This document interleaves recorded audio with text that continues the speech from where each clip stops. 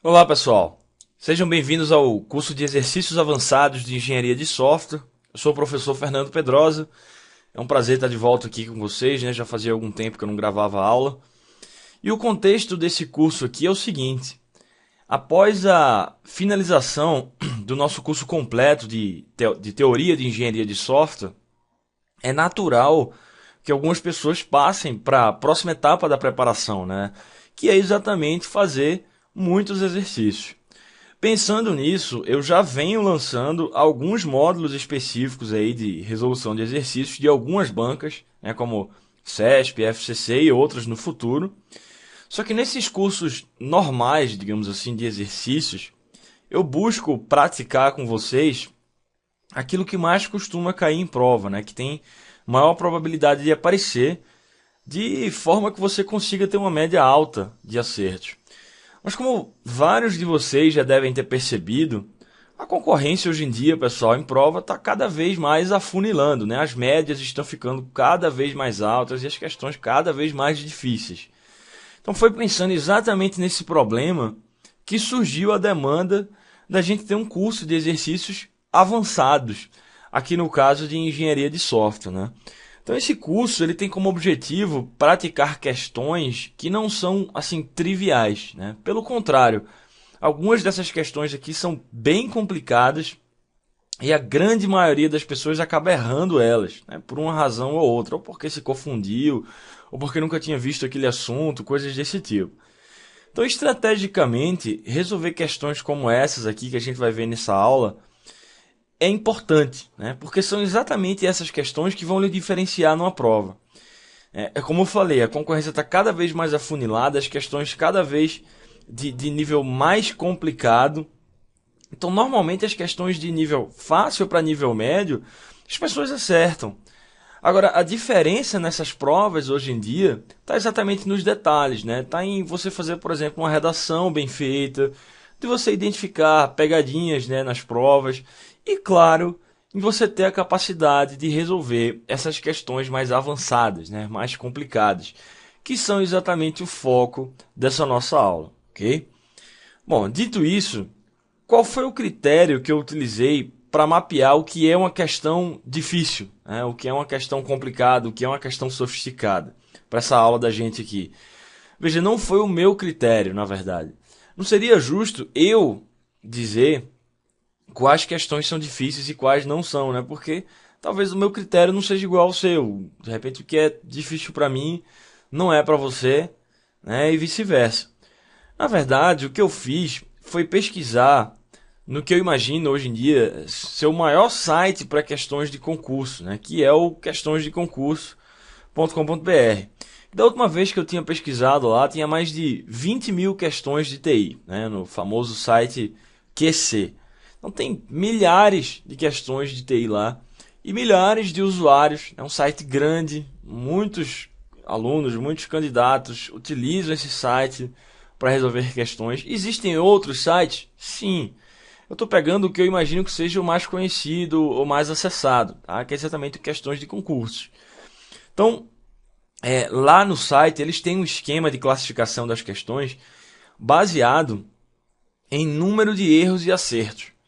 Então, na verdade, você tem um monte de usuários utilizando o site diariamente fazendo essas questões. Toda vez que alguém erra ou acerta uma questão, o histórico desse erro ou desse acerto ele é registrado naquela questão para compor a estatística dela, né? Então, com isso, eles vão montando uma escala de dificuldade que vai de muito fácil a até muito difícil, né? Se eu não me engano, é muito fácil, fácil, médio, difícil e muito difícil.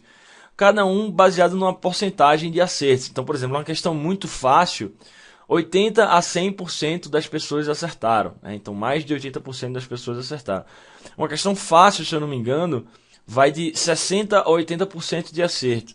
E assim por diante até chegar nas questões muito difíceis, que foram exatamente as questões que eu escolhi para esse nosso curso, né? Somente aquelas questões que estão marcadas lá como muito difícil, ou seja, que entre 0 a 20% das pessoas acertaram, foram as que eu trouxe aqui para essa nossa aula para a gente praticar.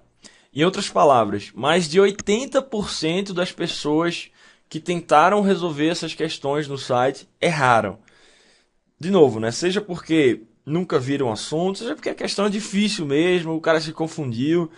Enfim, tem alguma coisa nessas questões aqui que eu mapeei para vocês lá do site que tornaram elas muito difíceis, né? Fizeram com que mais de 80% das pessoas errassem essas questões. Então, a gente pode se basear nelas, que são questões comprovadamente complicadas, né, que derrubaram a maioria dos candidatos. E você acertando uma questão como essa, certamente você vai ter um diferencial, né? Com certeza, se você chegar no nível de acertar essas questões aqui, você vai ter um diferencial enorme em relação ao seu concorrente em provas de concurso, ok? Beleza.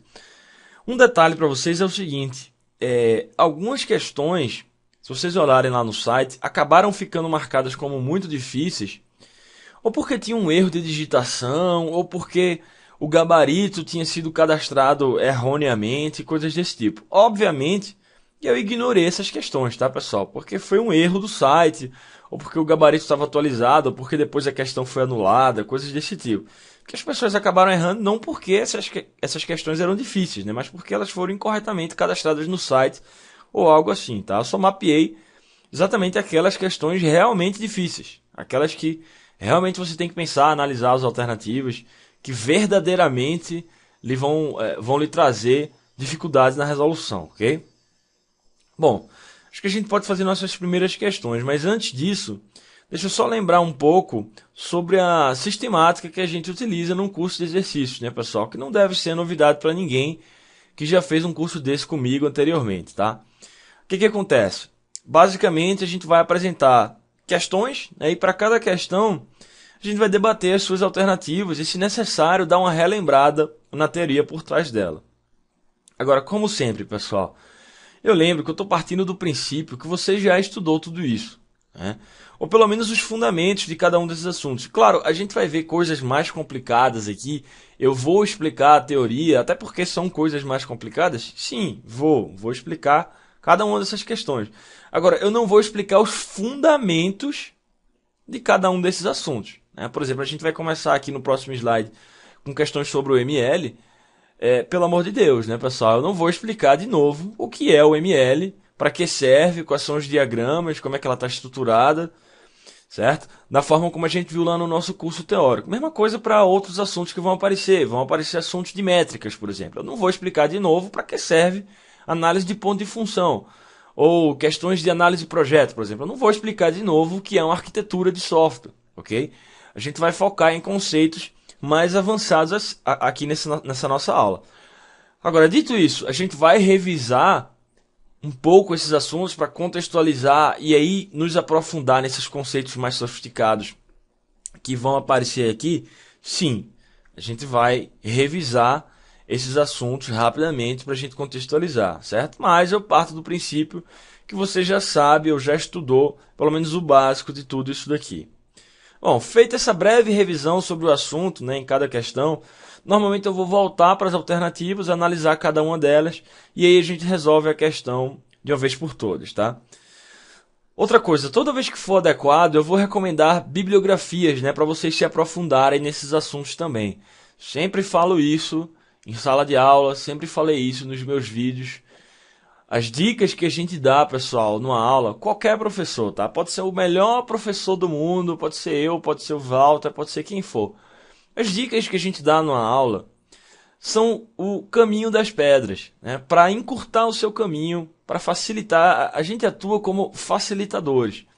Mas nada, nem o melhor professor do mundo substitui a leitura dos livros e das bibliografias recomendadas, pessoal. Não tem jeito. Concurso é uma maratona. Você não vai passar no concurso melhor da sua cidade, da sua vida, estudando 2, 3 meses. A não ser que você seja um gênio, que é assim uma exceção, um cara em 1 milhão, assim. O que é muito difícil de acontecer. Se você for um cara normal como eu e como a maioria das pessoas, você não vai passar no concurso estudando 2, 3 meses, 4 meses. Você vai passar depois de você ler com calma, durante vários meses, os livros recomendados. E claro, fazendo isso de uma maneira otimizada. pegando essas nossas aulas, utilizando essas nossas dicas como facilitadores e coisas desse tipo. Por que eu estou falando isso? Porque eu sempre faço questão de mostrar as bibliografias recomendadas para você estudar aquele assunto. Então, claro, nem sempre existe uma bibliografia. Às vezes são assuntos tão esparsos que você não tem um livro oficial para aquilo. Mas quando tiver, eu vou sempre falar. Eu vou dizer, pessoal, ó, essa explicação aqui que eu vou dar para vocês, eu tirei do livro tal, página tal. Porque aí depois você vai lá, revisa e aprende aquilo de maneira mais consolidada. Ok? Não deixem de fazer isso, pessoal. Principalmente para essas questões mais sofisticadas, porque a chance de você ficar sem contexto é grande. Ok? Bom, beleza. Esse é o contexto do nosso curso, pessoal. Vamos lá começar com a nossa primeira questão. E eu tentei separar meio que em blocos aqui essas questões que a gente vai estudar.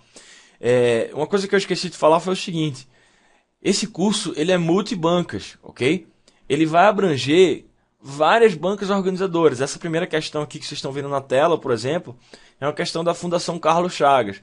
Mas a gente vai ver questões da ESAF, questões do CESP, questões da SES Gran Rio, né, das principais bancas organizadoras aí do país, e algumas questões de bancas menores também, tá, que costumam organizar concursos menores, mas que, talvez por isso mesmo, não sei, pela falta de familiaridade com o estilo dessas bancas, as pessoas erraram muitas questões delas, né, que tornaram elas questões muito difíceis de acordo com o site, né? Mais de 80% das pessoas erraram elas. Então, tem de tudo aqui nessa nossa aula, pessoal. Várias bancas, vários estilos. Tem questão de VOF, tem questão de múltipla escolha, certo? Questão com texto longo, questão com texto curto.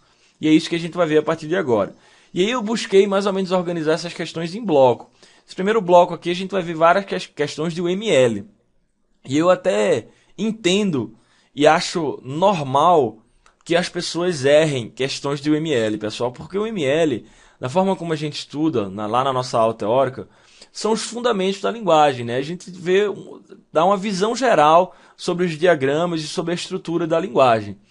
Agora, claro, existem mais detalhes sobre, por exemplo, o diagrama de classes, comparado com o que eu mostrei na nossa aula? Sim, pessoal, existe. Se a gente fosse ver todos os detalhes da UML, teria que ser um curso de várias horas, de vários dias, na verdade. Um curso aí de 16 horas, curso aí de 24 horas.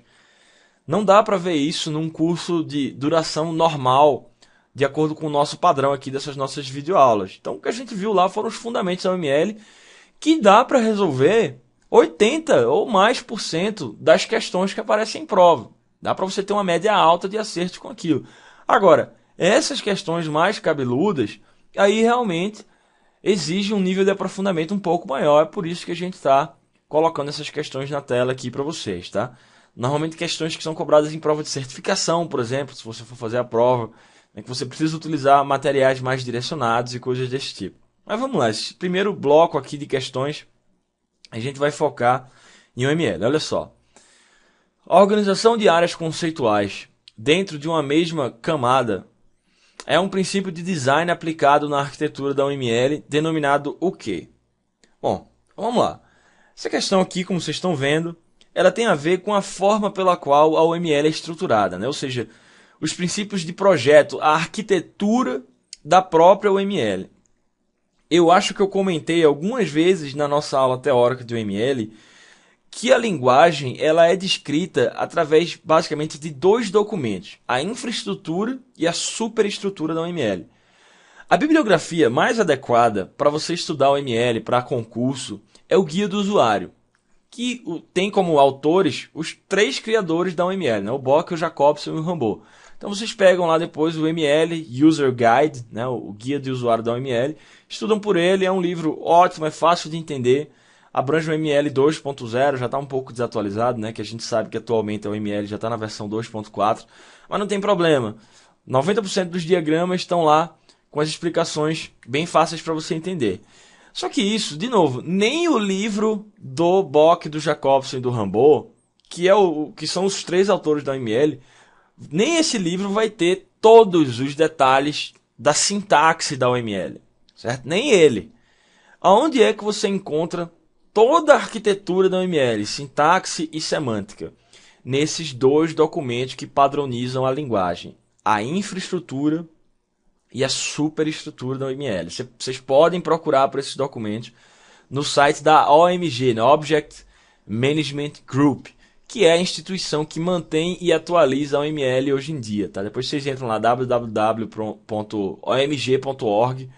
e procuram lá pelos PDFs, é de graça, tá? Você pode baixar, da infraestrutura e superestrutura da OML. São PDFs gigantes, mais de 700 páginas cada um, e eles basicamente estruturam formalmente essa sintaxe semântica da linguagem. Então, se você quiser, de repente, fazer... Eu não recomendo ler, tá, pessoal? Seria insanidade ler a infraestrutura e a superestrutura do zero. Mas é interessante você ter esses PDFs, até para você depois elaborar um recurso, né, procurar um ponto específico de dúvida que você está querendo tirar e coisas desse tipo. Bom, esses são os dois documentos que definem a OML. O documento de superestrutura, né, a superstructure, esse documento ele define os blocos de construção que um usuário pode utilizar da linguagem OML. É que você, enxergando diagramas como um analista, pode utilizar. É isso que está na superestrutura, é aquilo que você enxerga. São os blocos que você realmente utiliza nos seus diagramas, né? O foco principal desse documento de superestrutura é para a comunidade de usuários da OML, né? Usada basicamente para prover suporte ao desenvolvimento baseado em OML, melhorar esses blocos de construção para você especificar uma arquitetura baseada em OML e prover melhores opções para um analista fazer esses modelos. Beleza. Agora, a resposta dessa questão aqui que a gente está vendo na tela, você não vai encontrar no documento de superestrutura. Você vai encontrar no segundo documento que eu falei, que é o documento de infraestrutura da OML. Esse documento, ele define os blocos de construção básicos da linguagem.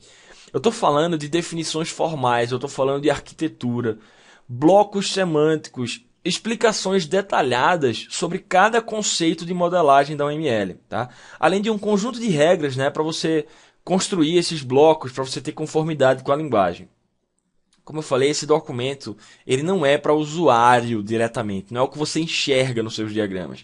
Ele não é diretamente relevante a essa comunidade de usuários da OML. Ele é mais direcionado às pessoas que desenvolvem ferramentas de modelagem OML. Veja, é uma coisa mais de background. Se você está desenvolvendo uma ferramenta OML, uma ferramenta que você consegue desenhar os seus diagramas e coisas desse tipo, por trás você está gerando código, você está gerando semântica, sintaxe, para montar esses diagramas, né? Então, o documento de infraestrutura ele é exatamente utilizado para você prover um núcleo da linguagem e para você prover mecanismos para você ajustar a linguagem, estender ela e montar uma arquitetura em cima da linguagem OML. Ok? Bom, falei para vocês que a resposta dessa questão ela pode ser encontrada exatamente nesse documento de infraestrutura da OML, né, que define esse núcleo, essa arquitetura básica da linguagem. Então, antes de a gente analisar essas alternativas, vamos ver o que é dito no documento de infraestrutura da OML. Olha só, daqui a pouco eu volto para as alternativas aqui. Lá vocês vão encontrar o seguinte, ó. A referência para isso que eu vou explicar aqui para vocês agora está na página 11 da versão 2.3 do documento de infraestrutura da OML, pessoal.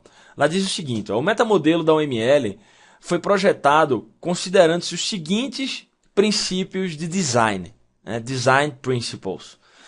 São esses daqui, pessoal. Primeiro princípio, modularidade. O princípio diz o seguinte, blocos de construção são agrupados em pacotes, seguindo princípios de alta coesão e baixo acoplamento, né? De novo, estou partindo do princípio que você sabe o que é coesão e acoplamento. Nós estudamos isso no nosso curso de engenharia de software, mais especificamente na aula de análise de projeto, certo? Só relembrando, não vou explicar isso aqui do zero. Coesão tem a ver com responsabilidades claras dos módulos, né? Se ele executa funções coesas, funções claras, as responsabilidades estão contidas aonde elas devem estar localizadas. E acoplamento tem a ver com o nível de dependência entre os módulos. Você quer ter o mínimo de acoplamento possível, porque um módulo depender do outro gera um relacionamento cíclico, né? Onde quando um segundo módulo é modificado, ele afeta o primeiro. E isso não é bom, porque toda vez que você efetuar alguma mudança nos seus módulos do seu software ou da sua arquitetura, você vai ter que se preocupar com essa mudança afetar todos os outros módulos do seu software, por exemplo.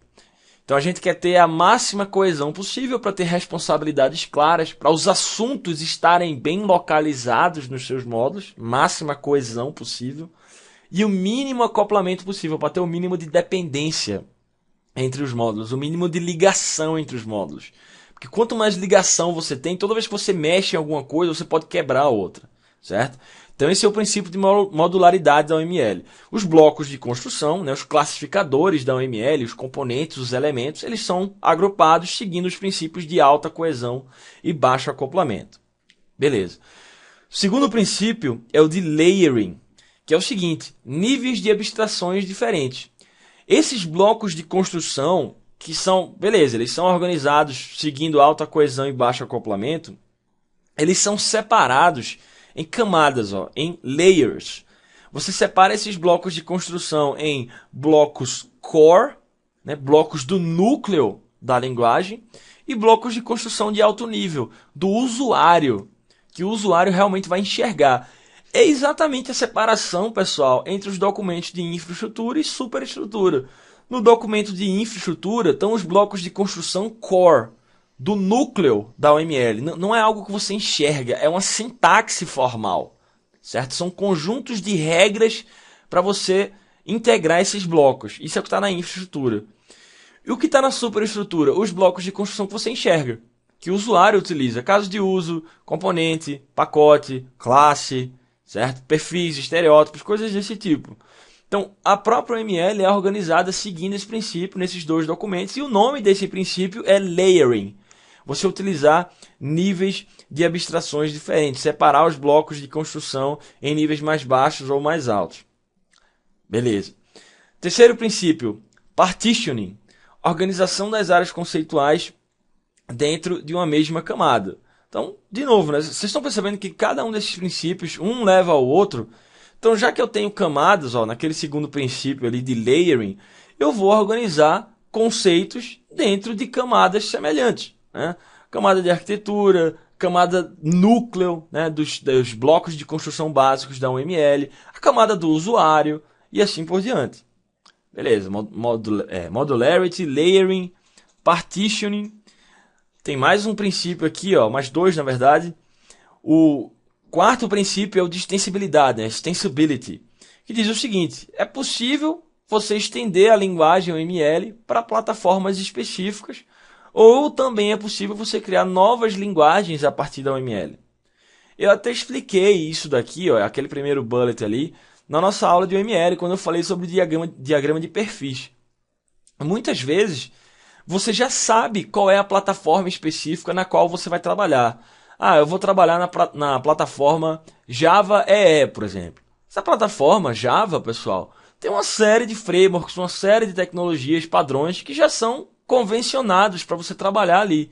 Então você sabe qual é a característica de uma classe Java, por exemplo, que ela não pode ter herança múltipla, você não pode ter herança múltipla em Java, que um Java Bean tem determinadas características que tem que seguir de acordo com a especificação Java Bean, coisas desse tipo. Então você já pode estender a linguagem OML para trabalhar em plataformas específicas? Sim, isso é um princípio da arquitetura OML, chamado extensibilidade, certo? É uma maneira de você fazer isso. Uma outra coisa que você pode fazer é, a partir da OML, utilizar as metaclasses e os meta-relacionamentos da linguagem para criar uma nova linguagem. Você pode criar a sua linguagem de modelagem do jeito que você quiser para a sua empresa, por exemplo. Pode. Você pode usar a OML, pegar ela, começar a utilizar estereótipos e mecanismos de extensão e dizer, pronto, eu criei a linguagem da minha empresa, por exemplo. A linguagem de modelagem que é mais adequada à nossa realidade. Isso é bom por um lado? Porque vai ser uma linguagem adequada ao que você precisa. É ruim por outro, porque não vai ser padronizada, lógico, né? Vai ser a sua linguagem. Mas, se você quiser, você pode fazer isso? Pode. É o princípio de projeto de extensibility da OML, ok? Beleza. E por fim, é o princípio de reuso. De novo, cada um desses conceitos aqui, pessoal, um está levando ao outro. Um está complementando o outro e chegando numa conclusão final, né? O princípio de reuso é o seguinte: uma biblioteca de metamodelos é disponibilizada em nível fino de granularidade, permitindo o reuso desses elementos, desses modelos que estão contidos na UML. Muito comum também, né? A UML lhe dá bloquinhos de construção, pessoal. É quase como se você estivesse construindo um Lego. Você tem componentes, você tem classes, você tem estereótipos, você tem relacionamentos, associações. Então você pega essas bibliotecas de componentes, que a OML chama de metamodelos, e utiliza cada bloquinho desse para montar o seu quebra-cabeça, né? Para montar os seus modelos, a sua arquitetura. E esses bloquinhos eles são disponibilizados em nível fino de granularidade, né? Ou seja, você tem blocos pequenos, porque aí com eles você consegue montar esse quebra-cabeça, exatamente o princípio de reuso sendo aplicado na UML. Bom, eu falei para vocês, tudo isso daqui está no PDF de infraestrutura da UML. Posso até mostrar aqui para vocês agora, olha só. Está aí para vocês na página, né? Nessa seção de arquitetura da linguagem, né? Então ele define ali no começo a especificação da UML é definida utilizando uma abordagem de metamodelagem que se adapta a determinadas técnicas específicas de modelagem, assim por diante. E aí na seção 7.1 ele fala justamente, eu até grifei aí para vocês de amarelo, ele fala justamente sobre esses princípios de design que a questão cobrou. Então tá lá, o metamodelo ML foi arquitetado com os seguintes princípios de design em mente. Todos esses que a gente falou: modularidade, layering, né, que seria de organizar em camadas, em partições, extensibilidade e reuso. Não vou ler tudo de novo aqui, que é exatamente o que eu já resumi, já expliquei para vocês. Agora vamos voltar para a questão e analisar as suas alternativas, ok? Então vamos lá, olha só. Então, a organização de áreas conceituais dentro de uma mesma camada é um princípio de design aplicado na arquitetura da UML denominado o quê? Olha só, pessoal. A resposta da questão é a letra C, partitioning. Não confunda só porque o enunciado falou que você estava organizando áreas dentro de camadas. Não confunda isso com layering, que é a letra B. Não é a resposta da questão, a letra B. Só porque ele falou a palavra camada, né, layer em inglês, não quer dizer que a resposta é layering. Não confunda layering com partitioning, nesses princípios aqui da UML. Depois vocês podem pegar com calma, ou revisar as explicações que eu dei aqui, ou pegar com calma o documento de infraestrutura.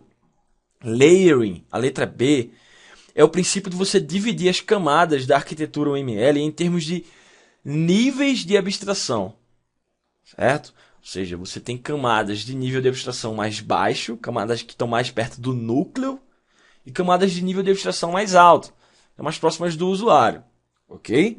Isso é layering. Partitioning, que é a resposta da questão, é você agrupar conceitos semelhantes dentro dessas camadas que você dividiu. Então, por exemplo, layering seria o seguinte: você tem as camadas de infraestrutura e superestrutura, certo? A camada de infra é a camada mais núcleo, a camada de superestrutura é a camada mais do usuário. Isso é layering. Partitioning é o seguinte: é você, dentro da camada de infraestrutura, ter partições, né? Pacotes que tratam de conceitos semelhantes. Uma partição pode tratar de elementos comportamentais, outra tratar de elementos estruturais e assim por diante. Isso é partitioning. Essa é a resposta da questão que foi perguntada no enunciado. A organização de áreas conceituais dentro de uma camada. Não é dividir em camadas. Dividir em camadas seria a letra B a resposta. Tá? Dividir em camadas de nível de abstração. E o que ele está falando é o seguinte: você já tem camadas e está organizando áreas conceituais dentro dessas camadas. Você está organizando, em outras palavras, partições dentro dessas camadas. Como eu falei, né? Uma partição dinâmica, uma partição estática, uma partição comportamental, uma partição estrutural. Aí a resposta é exatamente a letra C, partitioning, a resposta da questão, certo? Todos os outros princípios a gente já revisou, né? Por exemplo, modularidade tem a ver com os princípios de alta coesão e baixo acoplamento, né? De você dividir os blocos de construção em alta coesão e baixo acoplamento. Layering tem a ver com divisão em camadas de nível de abstração. Não é a resposta da questão, porque a questão não falou sobre isso. A questão falou sobre áreas conceituais dentro das camadas, que é a resposta da questão letra C. Partições dentro das camadas, certo? E letra D e E tem a ver com extensibilidade e reuso, que não tem nada a ver com o que a questão falou, tá? Letra C é a resposta da questão, pessoal. Ok, então o nosso curso vai ser basicamente assim, ok? Eu mostro para vocês a explicação, como eu mostrei aqui sobre a arquitetura UML, e aí a gente volta nas alternativas, analisa e chega na resposta final. Ok, pessoal? Bom, beleza, eu vou ficar por aqui para esse trecho não ficar muito grande. A gente continua no próximo com mais uma questão de UML. Na verdade, a gente vai ver várias aqui sobre o UML, especificamente sobre o diagrama de máquina de estados, ok? Voltamos daqui a pouco.